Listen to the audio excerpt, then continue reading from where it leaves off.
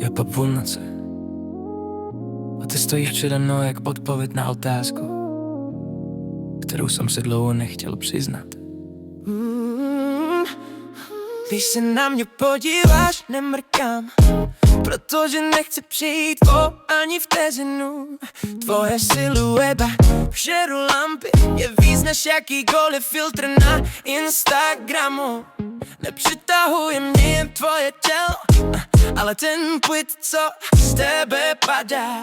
Jak kdybys věděla, že nemusíš nic dokazovat, a právě proto tě každej chce.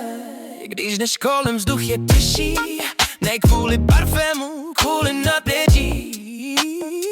A já si tvářím, že to dávám, ale pravda, ty mě dáváš do polan bez doteku. Neříkej nic, stačí, jak se ke mně nakloníš. Ticho mezi náma mluví hlasitě než všechny zprávy, co jsme si psali. Po půlnoci jsme jiní, upřímní bez masek, tvoje ruce na mým krku a já zapomínám na sled. Jestli je to hra, tak prohrávám rád, protože s tebou má pát svůj význam. Když mě držíš blíž než myšlenky, už není kam utíkat. Nevypadáš jak někdo, kdo prosí o pozornost, spíš jak někdo, kdo si ji bere tiše. A já nejsem kluk, co běží za každým stínem, ale za tebou bych šel i po slabu. Tvoje boky nejsou jen křivky, jsou to linie, co vedou ke mně. Každý tvůj pohyb je pomalý signál, že dneska noc nebude krátká.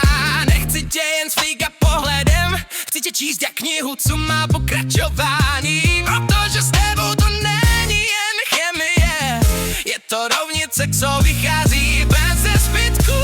Zhasni světlo, nech je mě a tebe, a jestli se ráno probudí vedle tebe, tak vím, že to ne